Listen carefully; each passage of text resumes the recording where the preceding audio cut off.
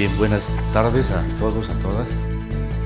Lo que quiero compartir con ustedes en estos minutos es una reflexión sobre una relación, más bien en el plano teórico, que se refiere a cómo se ha ido estructurando el espacio conceptual de la comunicación y cómo en los últimos años ha venido surgiendo en nuestra región, ahí está América Latina como una bandera lucha, ¿no?, un nuevo pensamiento crítico que lo estamos aplicando al campo de la comunicación.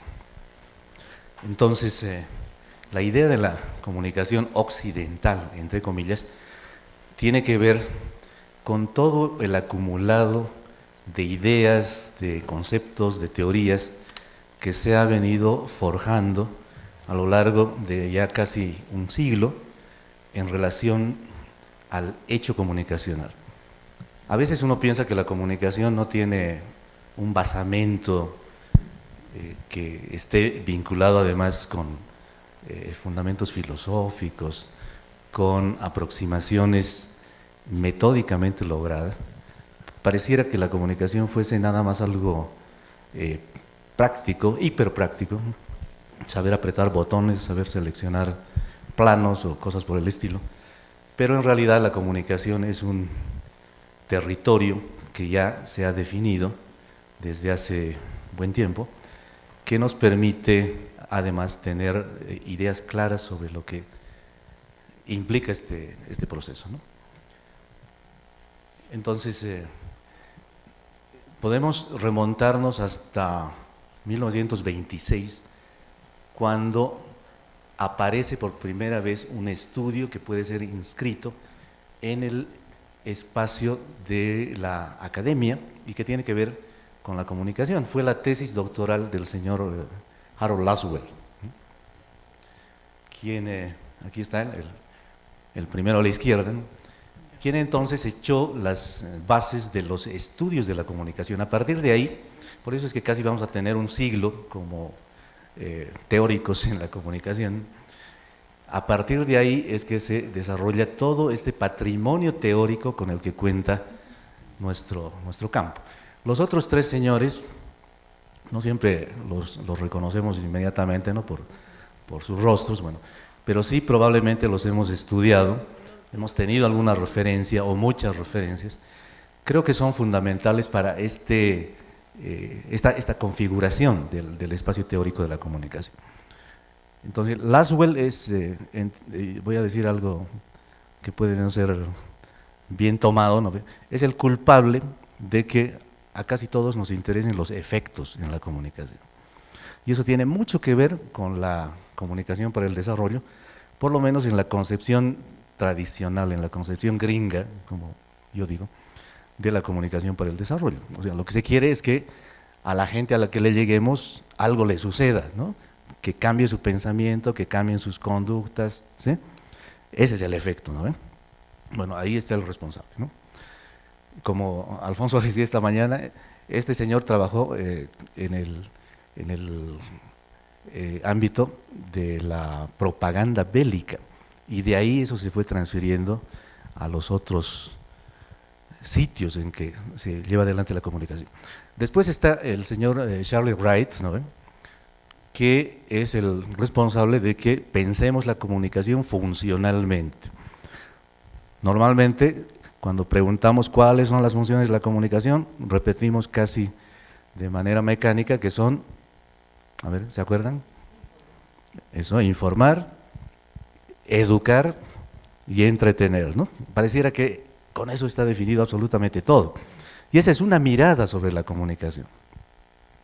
Luego está Everett Rogers, fundador, o por lo menos uno de los fundadores de la comunicación para el desarrollo y del difusionismo, ¿sí? Por eso está ahí destacado. Y al final pongo a Marshall McLuhan. Obviamente no son todos los importantes, pero son algunos de los más importantes. Y McLuhan, que era un literato canadiense, creo que es ahora uno de los profetas resucitados, ¿no?, porque fue el que imaginó la globalización desde la comunicación, ¿no?, y el que pensó en que era posible que gracias a las tecnologías la humanidad se pudiese reconectar. Entonces tiene mucha presencia hoy en el ámbito académico la preocupación por lo que ha dicho McLuhan. Estos señores, junto a otros, hay una larga lista, conformaron lo que se conoce como el paradigma dominante en las teorías de la comunicación. Este paradigma, o sea, esta manera de entender, pero también de hacer la comunicación, se caracteriza en síntesis por eso que está citado arriba. Hay una focalización de las preocupaciones teóricas en las tecnologías, en los medios. Se llega a pensar que no existe la comunicación por fuera de los medios, ¿sí? Si ustedes, por ejemplo, revisan los libros de historia de la comunicación, todos comienzan con la imprenta, o sea, una tecnología, ¿no? Un equipamiento. Y antes de la imprenta, la gente no se comunicaba. ¿Cómo era este mundo, no? El profesor Pasquali, Antonio Pasquali, dijo muy bien en los años 60 ya, que la comunicación preexiste a los medios, ¿sí? Esa es una cosa que pareciera obvia, pero que en la teoría no ha sido reconocida, incluso hasta hoy, ¿sí? Entonces, las tecnologías en el centro son una de las claves de este paradigma dominante. Luego, el proceso de la comunicación pensado de manera unilineal, o sea, hay una predominancia del emisor y al otro lado está el receptor, ¿sí? La masa, lo que quieran llamarle, ¿sí? El pueblo, el vulgo, la chusma, lo que sea, ¿sí? Está del otro lado y tiene que acatar lo que dice el emisor, que es el que sabe. Si eso lo trasladamos al ámbito del desarrollo, ustedes pensarán cómo funciona la cosa, ¿no? Hay uno que sabe, el que sabe cómo se tiene que desarrollar el otro, ¿no ves? Sin preguntarle, ¿sí? Y hay que darle una receta y aplicarla y punto. Entonces, estas ideas están en el trasfondo de mucho de lo que hacemos en comunicación. La masividad, o sea, se tiene como interés también fundamental llegar a mucha gente. O sea, la comunicación interpersonal, la comunicación grupal no son algo que le preocupe mucho a los teóricos que predominan en nuestros estudios. El efectismo, bueno, ya les mencioné a Laswell, ¿no? Es esta intención permanente de lograr algún efecto con lo que decimos, con lo que transmitimos al final. Y por último está la noción del poder, porque si el emisor tiene esa capacidad de manejar a las masas, bueno, está ejerciendo poder, está colocado en una posición de poder, ¿no? Hay un flujo vertical y entonces eso le da una autoridad. Eso es lo que conforma este paradigma dominante, así en términos básicos. Y es a esto a lo que nos referimos con la idea de comunicación occidental. Lo occidental como una metáfora no solo geográfica, porque todas estas ideas vienen fundamentalmente de los Estados Unidos de Norteamérica y de Europa, de la Europa occidental, ¿sí? Casi no hay desarrollos teóricos reconocidos en términos así universales que hayan provenido de otras áreas geográficas. Pero esta idea de lo occidental también se refiere, más en el fondo, a que estamos hablando de la modernidad, este periodo histórico que empieza, por lo menos de acuerdo con la nueva mirada crítica latinoamericana, en el momento mismo en que los europeos llegan a lo que más tarde se va a llamar América, ¿sí? No es que la modernidad empieza con la ilustración, con la vigencia de la razón. La modernidad aparece en el momento mismo en que Europa se extiende y va a extender su cultura, va a desarrollar un modelo civilizatorio, o sea, una pauta que pretende ser universal. Todos tenemos que ser como ellos, ¿sí? Tenemos que pensar como ellos. Es nuestra aspiración históricamente plantada.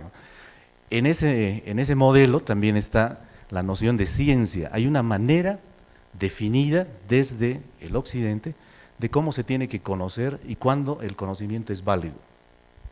Lo demás no cuenta. Lo que hemos visto en exposiciones esta mañana, por ejemplo, ahora mismo, ¿no? Con la de Carlos, esos conocimientos que están presentes en las comunidades que se transmiten de una generación a otra, no están avalados en el nivel científico, ¿sí? Una cosa es la ciencia y otra cosa es el folclore, más o menos, ¿no? Entonces, eso también es un componente de esta concepción occidental, de la vida, de la sociedad, de la civilización, de la cultura, bueno, y obviamente de la comunicación. Y esto implica una teleología, o sea, un camino que nos tiene que llevar a una finalidad, ¿no? Hay un proceso histórico que todos debiéramos seguir, ahí está metido de nuevo el desarrollo, ¿no? Para ser como ellos, como los que ya presuntamente han alcanzado esos niveles altos de desarrollo. Bueno, pero en el camino de la discusión teórica han aparecido también algunos críticos. Al primero seguramente todos lo reconocemos, espero, ¿no? Porque la otra vez en un curso en una universidad presenté este gráfico y me dijeron que era un cantante de rock, no sé, ¿no? ¿Sí? A ver, no nos equivocaremos. Sabemos quién es el primero, ¿no? Pregunto a los estudiantes, ¿no? Toca batería, ¿eh? Es don Carlos Marx, ¿no ve? El otro gran culpable de muchas cosas en este mundo, ¿sí? Uno de los fundadores de la crítica en el campo de lo social, de lo histórico, de lo político, de lo económico, ¿no? Después está a su derecha el señor, ese es más difícil de reconocer, ¿no? Theodor Adorno, uno de los miembros prominentes de la llamada Escuela de Frankfurt, ¿no? Esta escuela que entre los años 30 y 60 más o menos se desempeñó primero en la Alemania, después en los mismos Estados Unidos, y estableció lo que conocemos como teoría crítica, ¿sí? Aunque los fundamentos estén más atrás, en Marx al menos, ¿no? Aquí abajo está este otro señor, Stuart Hall, ¿no? Jamaiquino y propulsor de los estudios culturales, ¿sí? Todavía con ese espíritu crítico, politizado, digamos, ¿no? Porque después los estudios culturales han ido degenerando precipitadamente, ¿no? Hasta perder toda su posibilidad de comprensión y análisis crítico de los fenómenos sociales. Y allá está un señor que, bueno, no encaja, tal vez por eso está a la derecha también, ¿no? Los otros están un poco a la izquierda, ¿no? Que es Jean-François Lyotard, ¿no? Uno de los que ha puesto las bases del posmodernismo. Pero está entre los críticos de la modernidad, todos están metidos en la misma lógica de la modernidad, ¿no? Pero Lyotard hace un cuestionamiento a la razón, ¿sí?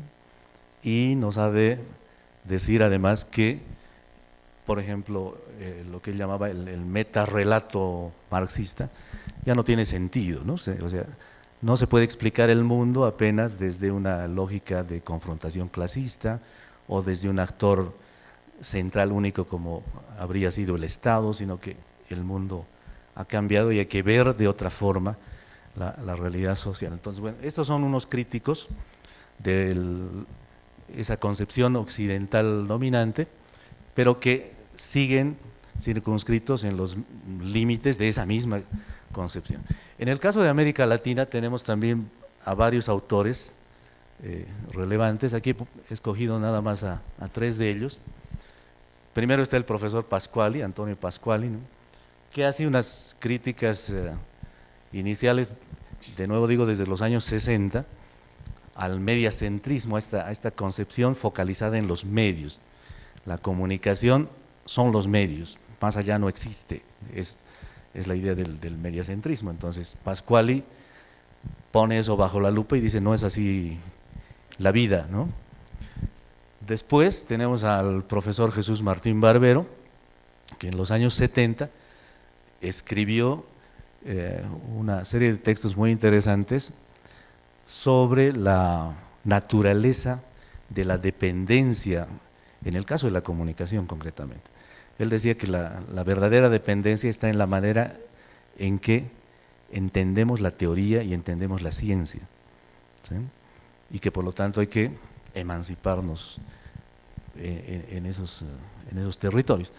Y por último está el doctor Luis Ramiro Beltrán, que también en los años 70 escribió respecto de la dependencia, pero de la dependencia en la teoría, en la metodología e inclusive en la forma en que los investigadores latinoamericanos en ese momento, y creo que eso no ha variado mucho, estaban haciendo la elección y la definición de sus objetos de estudio, ¿no? Entonces, tenemos unos precursores en la región también de la crítica de este modelo dominante y por la vía indirecta de la concepción occidental de la ciencia, del conocimiento, de la historia, etcétera.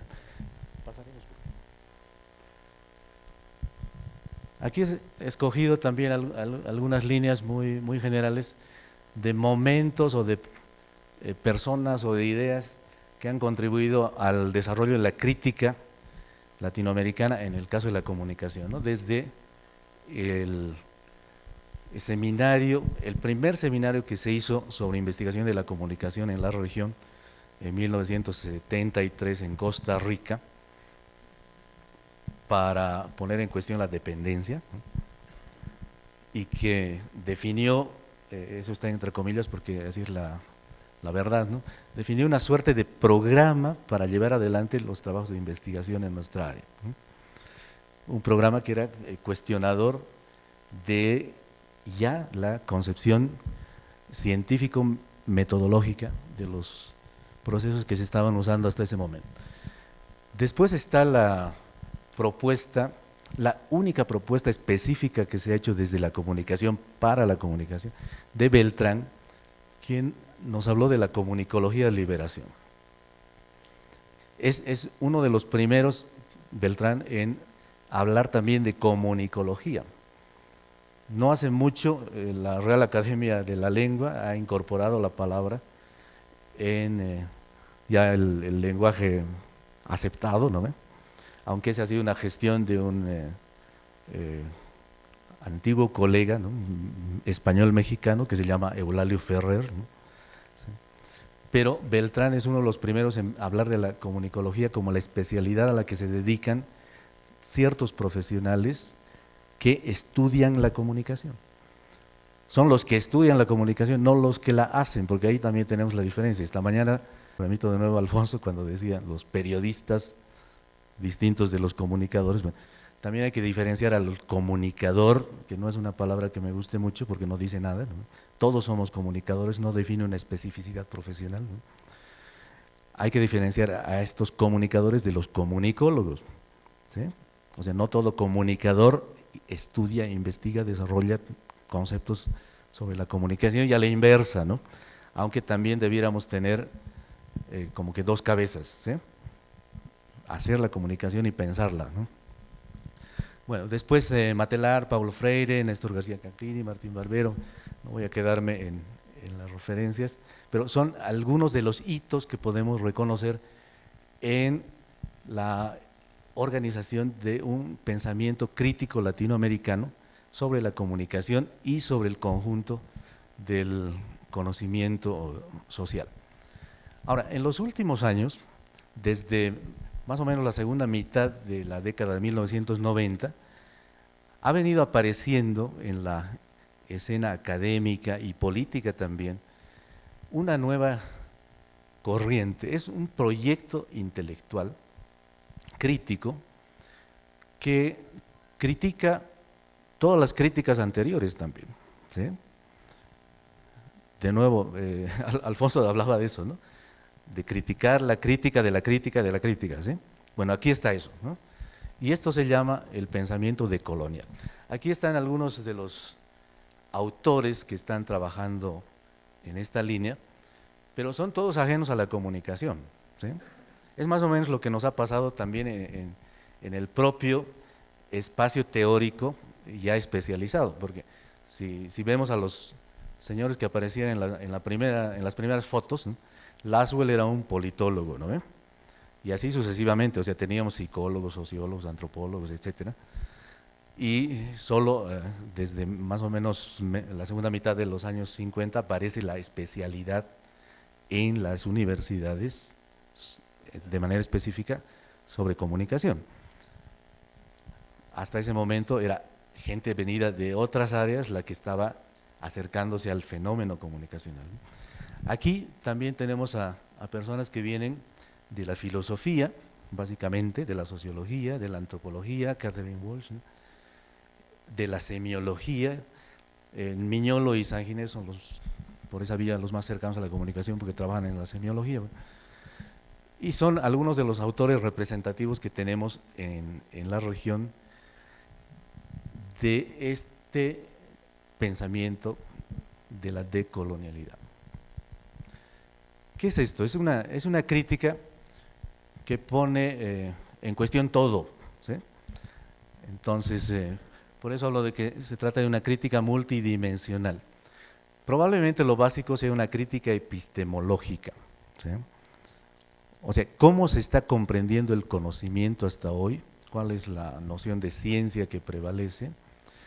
Pero eso se lo relaciona con su origen. O sea, ¿de dónde sale esa noción de ciencia, ¿no?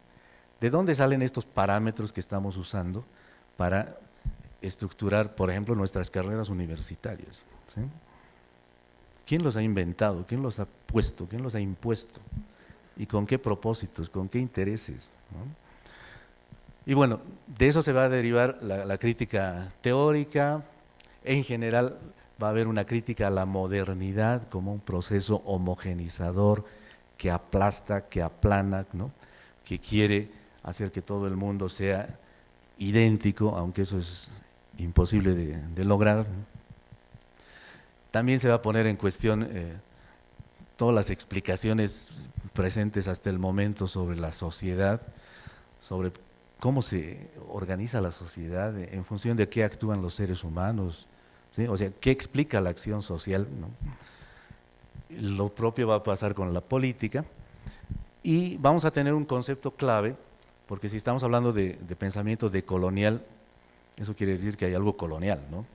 Entonces el concepto clave va a ser la colonialidad, que es un concepto aportado por un gran sociólogo peruano, el profesor Aníbal Quijano, que debiéramos conocerlo más de cerca. Tiene una obra intelectual impresionante.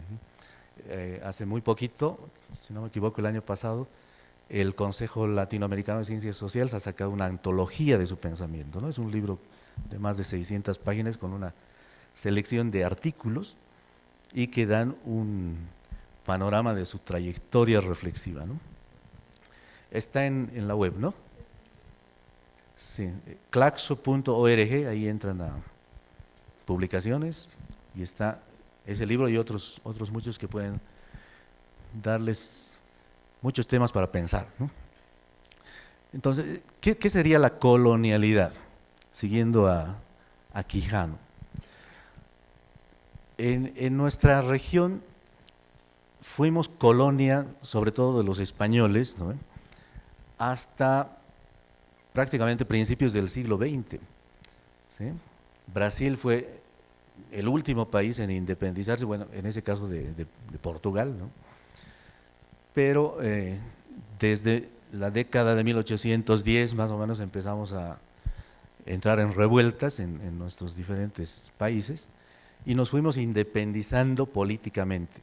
A esa independencia política, que quiere decir que los gobernantes ya no son extranjeros, ¿sí? O sea, que no están presentes los extranjeros en nuestro territorio y que han retirado a sus tropas, porque había tropas de ocupación, ¿no? A ese proceso se le llama la descolonización. O sea, presuntamente somos una región descolonizada. Y entonces, ¿de qué hablamos? Hablamos de que, a pesar de que se habría dado esta independencia política, se ha quedado la mentalidad de la dominación colonial. Esa mentalidad es la que ha organizado a nuestros países internamente esa mentalidad es la que guía todo lo que hasta el momento es la historia de la región, ¿no? Por eso es que tenemos pueblos marginados, pueblos desconocidos, ¿no? Esto se suma a la organización en clases sociales, ¿no?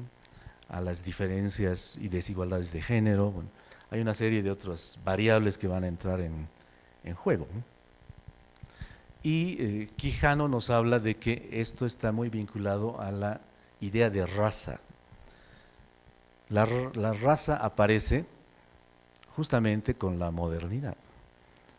Antes de que apareciera Colón y compañía, ¿no? Y luego los conquistadores, no hay registro de que se hubiese empleado un criterio de diferenciación racial en el mundo. Entonces hay una construcción de la otredad, del otro, del diferente a mí, a partir de la aplicación de este criterio de clasificación que es la raza, ¿no? Y por eso las prácticas racistas se han establecido y han organizado la vida social, y no solo en nuestra región, ¿no? ¿Quiénes han gobernado nuestros países desde que fueron repúblicas independientes hasta el momento, ¿no? En Bolivia tenemos un presidente que se autoconsidera indígena, ¿no? ¿Sí? Pero si vemos la composición del gobierno actual boliviano, habría que preguntarnos dónde están los indígenas, ¿sí? No hay un cambio estructural en la organización social en América Latina, ¿no? Hay unos sectores que históricamente han sido desplazados, y eso tiene que ver con esta idea de la colonialidad, ¿no? Entonces, ¿dónde está radicando la colonialidad? Es en las estructuras institucionales con las que seguimos viviendo, y en las subjetividades, en la mentalidad, en los imaginarios. Entonces, es de esto de lo que tendríamos que desprendernos. Esta colonialidad organiza las formas del poder, del saber, del ser. Cuando uno se reconoce como inferior frente a otros, estamos frente a la colonialidad del ser, ¿no? Y en el caso de la comunicación, pero también eso es aplicable a otros ámbitos, tenemos además una colonialidad del hacer, o sea, ¿cómo hacemos la comunicación? Y si pensamos un poquito sobre eso, nos vamos a dar cuenta de que gran parte de la comunicación que hacemos es una comunicación tecnocratizada, ¿no? Verticalista, que busca efectos. Estas fórmulas que usamos en los diferentes estilos de marketing que se enseñan en las universidades, ¿no? La publicidad, la propaganda, la información periodística, o sea, todo eso está estructurado de una manera que se corresponde con lo que ya hemos mencionado antes como pautas básicas del paradigma dominante. ¿Qué implica esta propuesta de la decolonización? Y además, ¿por qué es decolonización y no descolonización, ¿no? Ya no tiene la S, ¿sí?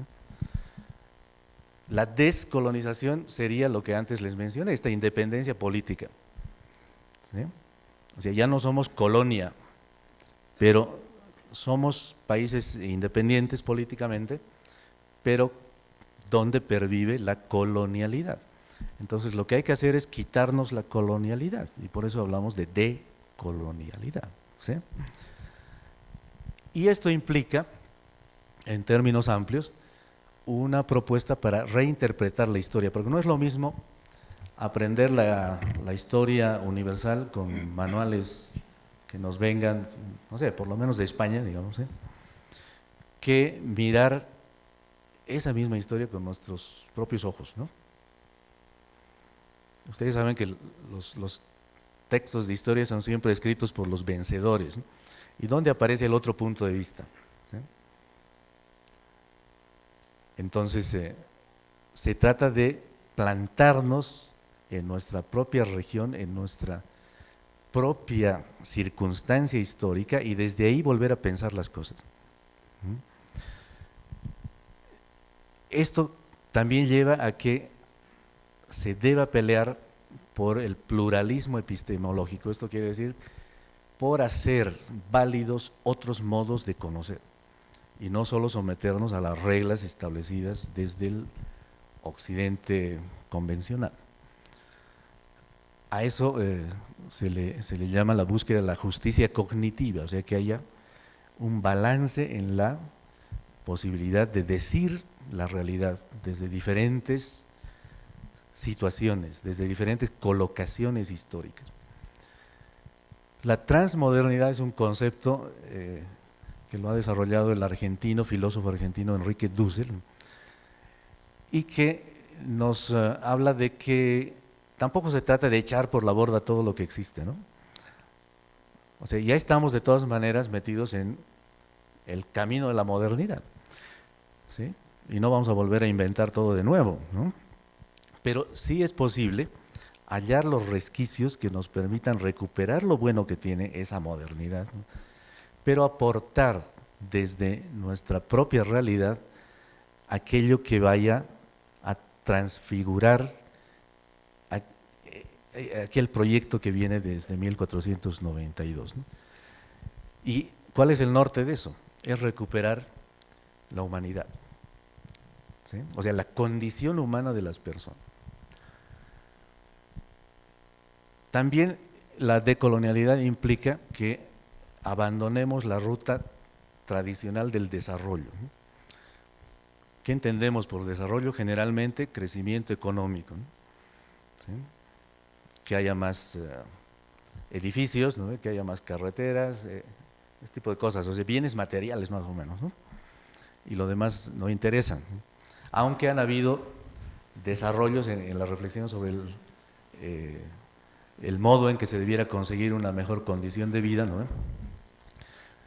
A veces parece medio absurdo incluso decir que el desarrollo debiera ser humano. O sea, ¿por qué hay esa necesidad de hablar de desarrollo humano? Porque lo anterior no incluía a los humanos, ¿no? Era un desarrollo de las cosas, digamos, ¿no?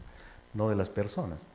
Pero igual esas nociones quedan chicas. Ahora en la región, por lo menos en el caso de Ecuador y de Bolivia, está apareciendo el planteamiento, ¿no?, del buen vivir o del vivir bien, ¿sí?, al que le están inventando una tradición ancestral que parece no existir realmente, ¿no?, pero que tampoco ha dado hasta el momento muestras de que puede ser traducible en una política pública concreta.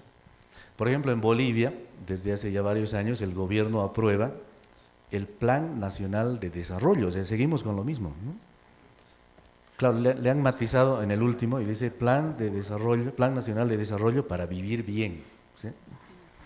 Pero ese vivir bien no es algo que se vaya a expresar en concreciones, ¿sí? Seguimos dentro de los constreñimientos del desarrollo entendido como lo definieron los gringos desde finales de la Segunda Guerra Mundial.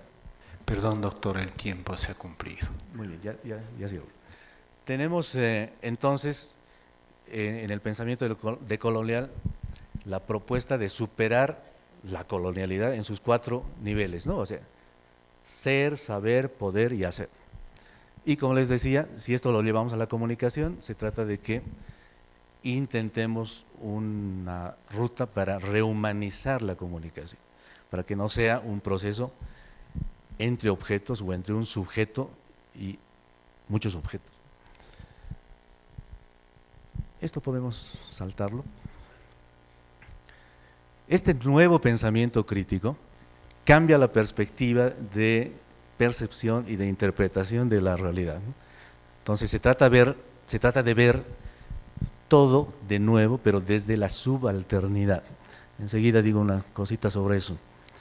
Y debemos, para lo que nos interesa, reencontrar la comunicación, en ese sentido que lo mencionaba una de las compañeras hace rato, ¿no?, de hacer que la comunicación sea compartir, no otra cosa. Y por lo tanto necesitamos ir más allá del pensamiento tradicional occidental. Eso también pasaremos, por favor. Hace muy poquito Carlos habló de lo alternativo, ¿no? el pensamiento decolonial aplicado al campo de la comunicación está dando como resultado una nueva comunicación alternativa. ¿Sí? Yo la entiendo en tres planos. No sé si podemos retroceder 2 minutitos. ¿No? Eso. Porque me parece importante. Esta palabra alternativa escrita con esas dos barras, ¿no? Nos permite leerla en 3 sentidos. ¿Sí? Ahora sí podemos pasar. El primer sentido, cuando le quitamos las barras, tenemos a una comunicación alternativa. Esto quiere decir otra comunicación, ¿no? Simplemente, ¿no? Una opción distinta. En el segundo sentido, si le quitamos la N que está entre las barras, nos da la pista de que esta comunicación tiene que ser alterativa, o sea, tiene que trastornar el modelo de comunicación dominante. Y en el último sentido, cuando le ponemos un guión, entendemos una otredad nativa, o sea, una otredad que nace desde nuestro propio lugar.